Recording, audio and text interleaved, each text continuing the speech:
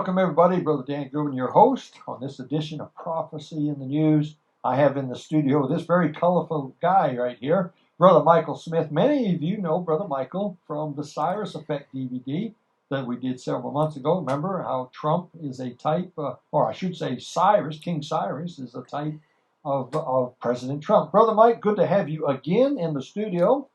And we got a little different setup than last time you were here. We had the chairs last time, but I like, we've got it all cluttered up already. I don't know if the audience can see that, but I feel right at home. I feel like I'm in my office at home. I've got stuff everywhere.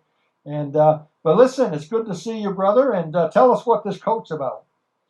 Well, I usually wear this coat when I do live presentations before live audiences about the Joseph story. So it's kind of for effect, Joseph's coat of many colors. That's correct. Do you think, I know we didn't discuss this earlier, do you think this is a significance to that coat of many colors? Well, I think there is. You know, the coat of many colors, starting with Genesis chapter 37 with Joseph, it brings negative attention to himself. Later, when he's in Egypt, of course, there's another coat, and which there's a temptation involved, of course. And they're going to use that other coat, the second one, against him in a court of law, if you will, trying to accuse him of something he did not do. And in Jesus' life, of course, we see the swaddling clothes, the beginning of his life, and then they're casting lots for his garments before he goes to the cross. So there is a parallel with that. So there are things in the Bible about the garments and things. Of course, Joseph's coat is important. Yes. It certainly was important to Joseph's father. He gave him that coat. It meant something to the father, no doubt about that. It kind of set him apart, didn't it, from everybody? It did. I mean, how many people walk around like this? I'd like to see run into you. In fact, I think I've ran into people like you at Walmart in the past. But anyway, we love Brother Mike. He's become a good friend. We met long before we met in person. We met a couple years ago, I think, on the internet. Yes. I think you used some of my Jubilee stuff in something you did. And I don't know. Somehow we got talking over the internet. And when I became the host here, I got talking with you, and I convinced you to put some of your material on a DVD, and you did that, and boy, am I glad you did. The Cyrus Effect has sure been something that folks have been talking about. Of course, King Cyrus of old, 2,500 years ago, drained the swamp so that he could get in the tunnels and take over Babylon there. Interesting. Mm-hmm. And we've got a president called Trump who's doing the same thing, or trying to drain the swamp. So, all right, into today's program, we got Brother Mike here. He has a brand new DVD called Joseph in Egypt, and it's just about 2 hours long, and it's good quality audio. You'll like it, and we're going to talk about that video in the program today with Brother Mike. He's going to do most of the talking. I'm just going to ask him some questions. But before we begin, Brother Smith, let me read from Genesis chapter 37. I'm only going to read 1 or 2 verses here. But the story of Joseph is from Genesis 37 all the way to Genesis 50, isn't it? Yes. It closes out the book of Genesis. Sounds like a pretty important character to me. So let me just read a verse. And by the way, this verse got me through Bible college. Genesis 37, verse 5. And Joseph dreamed a dream, and he told it to his brethren, and they hated him the more. And the story goes on there, but that passage, Brother Mike, I think I told you in the hotel last night, that passage got me through Bible college. I had a dream that I believe God gave me. I don't mean I went to bed and had a dream. I mean I had a dream to do something. I wanted to do something. And this passage got a hold of me. And I had a dream to do something for God in the ministry. And this was the verse that I preached on a lot. I read it a lot. I thought about it a lot. And you know, Joseph dreamed a dream, and he told it to his brethren, and they hated him. Yes. And you'll find that people who have a vision, people who try to do something for God, are usually hated. And that's sad. So, Brother Mike, with that in mind, let's jump into this. And how long have you been sharing and studying the story of Joseph? You mentioned that way back in your Army days you were studying this. How long has this been a big deal for you? Well, I started teaching the Joseph in Egypt program about 42 years ago in 1977. I was a military pilot in Germany, And at the same time, I was teaching Sunday school at a large servicemen's center in Germany. And it was there where it really started. This is a couple years after, about 2 years after I was saved, about a year after the Lord called me into sharing Bible stories and the prophecy of the Bible stories. So that's kind of where it got its start. Okay, so that's a long time, 77. Yes. Teaching Sunday school out there in Germany. So the story of Joseph has been, maybe, if I understand you right, it's one of the most powerful, in your mind, it's your favorite passage to go to. It's something you've studied probably more than anything else. Yes. Okay. Yes. Well, with that in mind, because of that, those of us out here, we get to partake of that, because he's going to share on this video, and we won't have time to just scratch the surface. But let's just ask you a few questions here about what's on the video here to help the audience. Give us a quick overview about Joseph, and specifically the two dreams, because the two dreams are very important to the whole book of the whole story of Joseph. Right. So give us a little bit about Joseph, an overview of him and these two dreams. Well, we know Joseph is one of 12 sons of Jacob. To start with, his name means increase. It can also mean savior in Hebrew. And he has these two dreams. And the first dream deals with they're in a field and his brothers are surrounding him. It's like he's in the middle of a circle, and each individual is in the form of a sheaf of wheat. So Joseph's in the middle like a sheaf of wheat, and his 11 brothers are standing around him, and their sheaves of wheat are bowing down to him. We're in the harvest too. And it is a type and shadow of the harvest, spiritually speaking.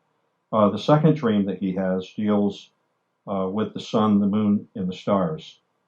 Very important. So I brought a couple props with me today. Talk a little bit about the sun. The sun, it says in Psalm 84:11, for the Lord is a sun and shield. That's a capital S-U-N, sun and a shield. And Malachi chapter 4, verse 2 talks about the sun of righteousness, S-U-N. So what's that all about? Well, the Bible is actually making a comparison to when we read about the sun, that it represents Messiah prophetically. That's very important. And it says in Genesis chapter 1, verse 16, in that area, it talks about the greater light and the lesser light. Obviously, the greater light, the sun, the S-U-N. But then we have the moon. The moon is the lesser light, obviously. It says in Psalm 89, verse 37, that the moon is a faithful witness. So what does the moon represent? It represents the believers. That's what it represents. To you, it represents the church in a type and shadow way. Now, and you mentioned something important on the video that I caught. The moon does not give off light; it reflects light. That's correct. That's absolutely correct. We don't have light in ourselves. He's the light, isn't he? Yes, he is. In Revelation chapter 12, verse 1, we see the picture, the wonder in heaven, a woman with 11 stars or 12 stars on her head, representing Israel. That represents spiritual Israel. But she's clothed with the sun. She's clothed with Messiah, with the moon under her feet. That represents the grafted in church, in reference to Romans chapter 11 as well. Okay, so the two dreams, what do they mean? Well, the meaning is, when we look at everything, it's actually God's relationship with Israel. I'm talking spiritually Israel, past, present, and future. Now, it just talks about the sun, moon, and stars in his dream in chapter 37, but it's very organized in Revelation chapter 12, verse 1, and we're a part of that. So I think that's the big meaning. Now, when the sheaves, Joseph in his dream, the sheaves all bow down. They bow down. And they will bow down later in the story. The second time the brothers are in the land that they're brought in, they will end up bowing down to Joseph. Just like that dream. And they laughed at his dream. Even his father laughed. Yes, Jacob. they did.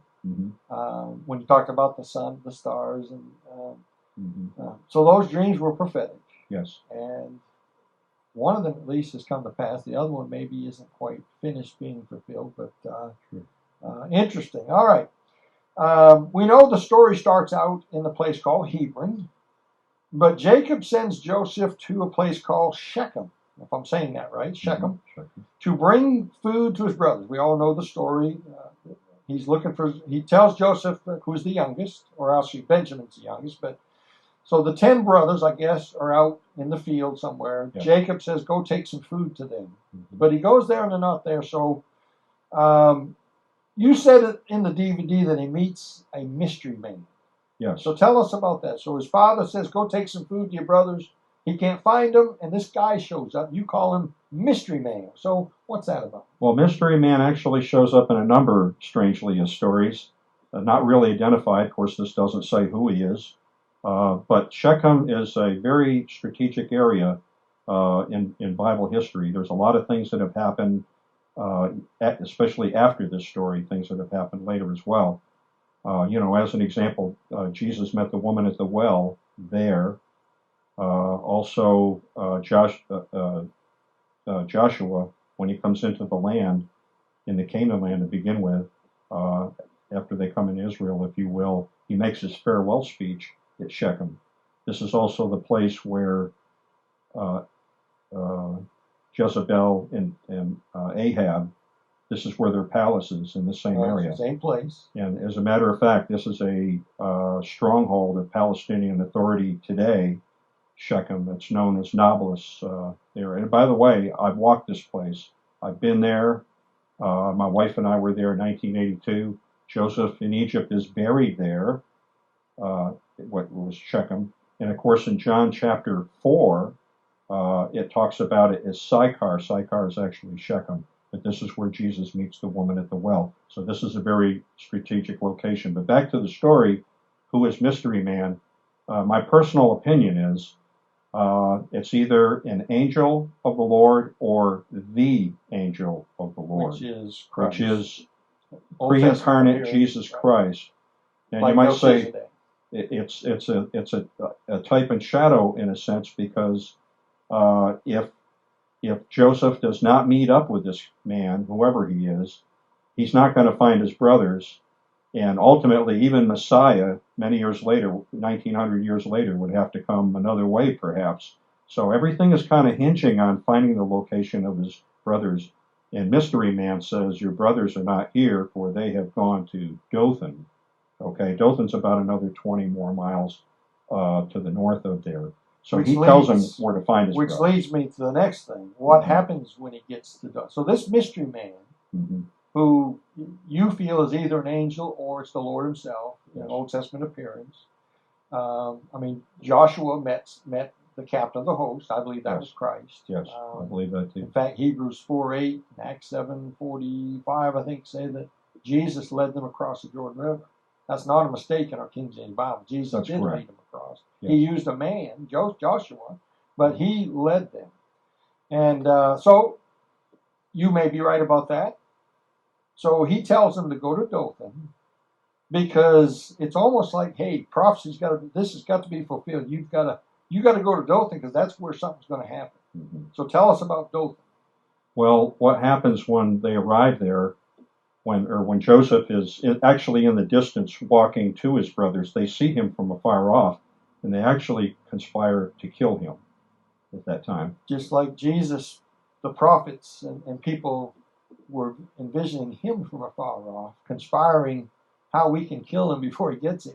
Yes. Yeah, and then, of course, Joseph being a type of Christ. Pharaoh tried to, back in Egypt, of course, that's future from Joseph's time, but he killed all the firstborn. Yes. That was Satan trying to kill off the Messiah. All through the Bible, they've looked for Christ coming, tried to stop it. And so Joseph, as a type of Christ, as you point out here in the DVD, his brothers, I can see what you're saying there. They're looking, and they see him coming, and they conspire. How can we get rid of him? Just like the people want to get rid of Christ today, and now they want to get rid of Christians, don't they? Yes. So continue. They look and they see him coming, and then what happens? Well, what happens is Brother Reuben, who's the oldest, by the way, he says, "Shed no blood, but cast him into a pit." But another brother, Judas, says, well, let's sell him. And I wanted to make the point here too that ultimately, well, what will happen is Joseph's coat will be ripped away from him. They will kill a goat, take the blood of the goat, and put it on his coat of many colors, and take it to their father later that, oh, an animal must have killed him or something. In other words, they're going to deceive their father through that. There's a lot of other stories that tie into this, but one important aspect is Judah. Now, Judah in the Old Testament is actually Judas. Judas. The name, I'm talking about the name now, is actually the same name. So it's a type. It's a type. And but ultimately they will sell. Judah will have Joseph sold for 20 pieces of silver. We know 1900 years later, approximately, Jesus Christ will be sold for 30 pieces of silver. Silver always represents redemption in the Bible where we see it. But why 20 in one story and 30 in another? Well, 30 represents a number of consecration, but when you add the two together, it's Jubilee.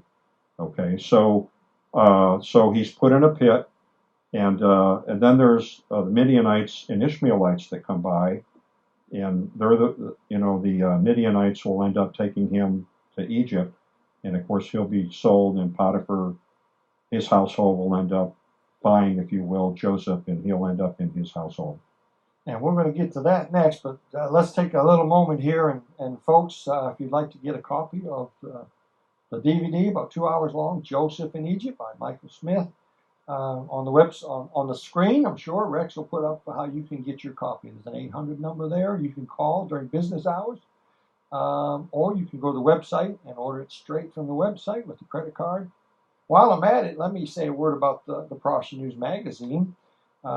They've asked me to write an article for the magazine every month, and so the June article I have in my hand here, and I'm not in this one, but I'll be in next month's. But if you do not get the magazine, I'd encourage you to call the number on the screen and order the magazine, or go to the website and sign up. They also have it in digital format where you can get it via the computer. Let me just mention one special that they have in the magazine that's going on. They have a special back here in the Young Earth Creationist section. They have a bunch of books and DVDs. Well, they have a special going on. Is Genesis History, Rocks and Fossils, Life and Design, Bible in the Stars. This is a 4 DVD set here that they're offering in the magazine. Rex will put that up on the screen for you. If you don't get the magazine, you can still order it by going to the website or calling the 800 number. So there's all kinds of things like that in the magazine. There's articles. I think there's 6 or 7. 1, 2, 3. There's 6 articles in this magazine. There's books you can read about, DVDs and things like that. So check it out, and I think you'd enjoy the magazine. It's very professionally done, and I think you'll like it. All right, Brother Mike, let's keep on going. Let's look a little further here. Joseph, we left Joseph in Dothan when we got done a minute ago, and there they throw him in the pit, and they take him to Egypt, and they sell him to Potiphar. So let's start right there. He's sold into slavery. He's a Hebrew. We think 17 years old. He's now a slave in Potiphar's household. So tell us what's going on at Potiphar's house. Well, there's actually a situation that comes up in the story where he, of course, he's put. It seems like every time he's in a certain area, it's like he has God's favor upon him in all of his experiences. So evidently, people really loved and appreciated him in Potiphar's house. He was put as a leader there, and people loved and appreciated his attitude. And of course, he represents the love of God and so forth. But this is where temptation takes place. The big picture here is temptation. And of course, what will happen is Potiphar's wife will try to seduce him to have relations with her, and she has all the men leave the household as she does that. However, we see Joseph is running away from sin. He doesn't mess around with sin. He just sort of runs away, if you will. But he has a coat on, Remember, there was a coat of many colors earlier. Now we have, we could call this Exhibit B. Yeah. And Probably like a servant's coat or something. yeah, and he runs away, and she's left holding his coat, and she will use that coat in a court of law, if you will, to try to claim that he attempted to rape her. So Joseph goes to jail over something that he did not do. And of course, with Jesus, Jesus out in the wilderness 40 days, 40 nights, Satan tempts him too.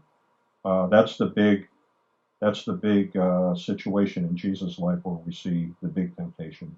So there's a similarity there. Yeah, interesting stuff. So let's as he goes from the pit to the palace, he will be asked to interpret some dreams. So he's sent to jail. Right. A couple of guys show up there. Now I joke about this: the butler, the baker, and the candlestick maker. But there was no candlestick maker there. That's true. That's another story. We'll get to that another day. But the butler and the baker show up. And so here's Joseph, a righteous man, a Hebrew, a man who loves God, and he's sold by his brothers because they hated him for his dreams. He's sold into slavery. Of course, he's going to become the savior, isn't he? In a sense, he's going to save Israel from the famine that's going to come upon the world. And so he's sold into slavery. He's doing his job. He excels, becomes pretty high up in Potiphar's household.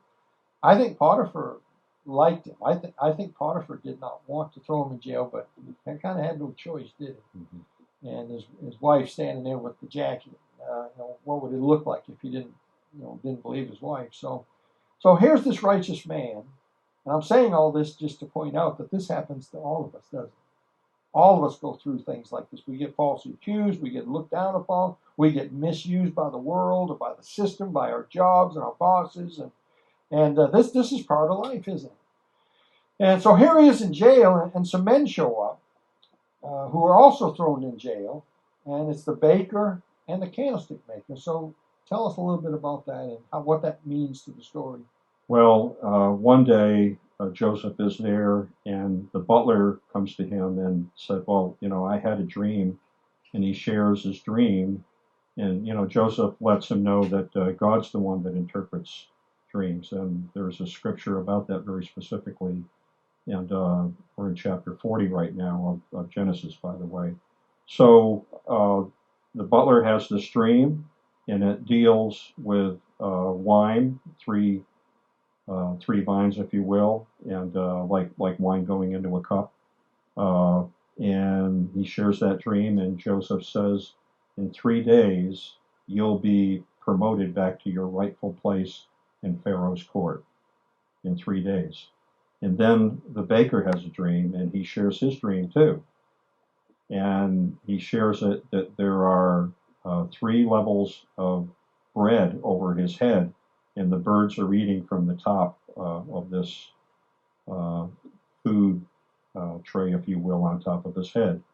And as he shares that story, he gets Joseph to interpret that dream. Now, let me just stop right there and say, you notice one deals with bread and one deals with wine.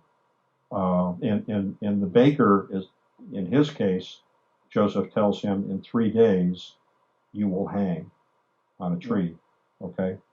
So obviously not very good news. But in a sense, the baker had something that none of us have, Brother Goodwin. He had 3 guaranteed days he was going to be around. None of us has that. So that's one positive thing. So Joseph says, the baker, you're going to die in 3 days. He tells the butler, you're going to be free. You're going to be back to your job. That's correct. And we actually see too, there's a type and shadow of this going back to Abraham with Melchizedek in Genesis chapter 14 and 18. There's the bread and the wine there. This is actually the first communion in the Bible. Right. And of course, we have the Lord's Supper in the New Testament. Right. In Luke chapter 22, we see Jesus with the bread and the wine. So all 3 are sort of connected with that. Now tie this into the cross. Okay. Well, we've talked about that. I made a claim that the crucifixion of Jesus is actually wrapped up in the story. So to all the viewers out there, I would like you to think of the baker on the left and the butler on the right. The baker is destined to die, and the butler is destined to live. We have Jesus on the cross about 1900 years later. We have the thief on the cross who's destined to die in his sins on the left. We have the thief on the right who, this day you'll be in paradise with me. And I do believe that is why this is in this story. But also, there's a third day concept in here, if we have the time to discuss this now or perhaps later. Yeah, I just want to let you end it here with some personal remarks. What do you want the folks to take away from this today? Well, I think the important thing, Brother Goodwin, is when we take a look at the story of Joseph in prison with the baker and the butler, it's really a picture of us going through life. As you know, Egypt always represents the world in the Bible in a type and shadow way. We're in the world, but we're not of the world. And just as the baker was destined to die and the butler was destined to live, we all have a choice in life to die in our sins, or we can live forever in Christ.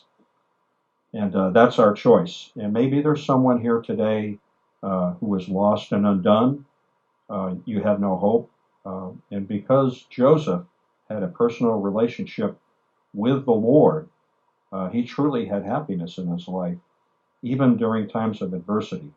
And if people are willing to put their trust and their faith in Jesus Christ, they too can go from the pit to the palace. And that's what Joseph's story is truly all about. Well, you couldn't have ended on a better note than that.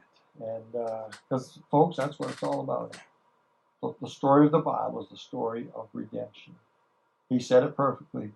There were two men who died with Jesus on crosses. One of them died and went to hell, mocking Jesus. The other said, Lord, remember me when thou comest into thy kingdom.